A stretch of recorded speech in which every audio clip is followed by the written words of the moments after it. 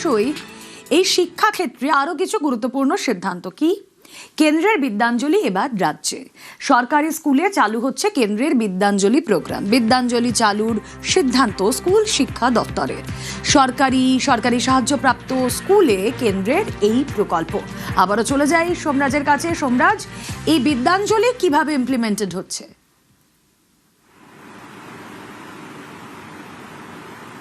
দেখো, এই বিদ্যাঞ্জলি প্রোগ্রাম যা কেন্দ্রীয় সরকারের কর্মসূচি তা কার্যকরী হচ্ছে রাজ্যে, এবং এই বিদ্যাঞ্জলি প্রোগ্রামের অধীনে যে যে গাইডলাইনগুলি রয়েছে সেখানে স্পষ্টভাবে জানিয়ে দেওয়া হচ্ছে যে স্কুলের উন্নয়নে বেসরকারি প্রতিষ্ঠান, স্বেচ্ছাসেবক বা স্বেচ্ছাসেবী সংস্থা তারা সরাসরি অংশগ্রহণ করতে পারবেন।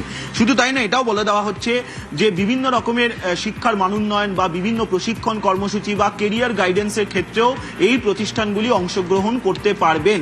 সেক্ষেত্রে স্কুলগুলি সিদ্ধান্ত নেবে যে কোন কোন প্রতিষ্ঠান অংশগ্রহণ করতে পারবে তাদের স্কুলে ছাত্রছাত্রীদের মানোন্নয়নের জন্য বা সার্বিকভাবে বিকাশের জন্য।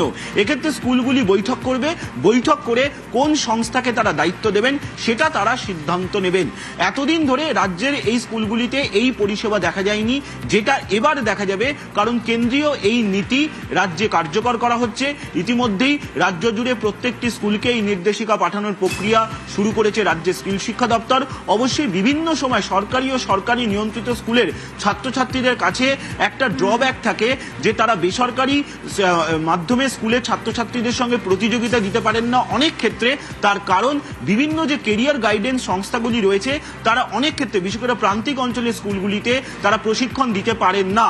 আর এবারই এই জায়গাটা, অর্থাৎ এই সুযোগটা পাচ্ছে সরকারি ও সরকারি নিয়ন্ত্রিত স্কুলগুলি। তা অবশ্যই সরকারি স্কুলগুলির কাছে সহযোগিতা বাড়বে এবং অবশ্যই সরকারি স্কুলগুলির এবং সরকারি নিয়ন্ত্রিত স্কুলগুলির জনপ্রিয়তা বাড়বে।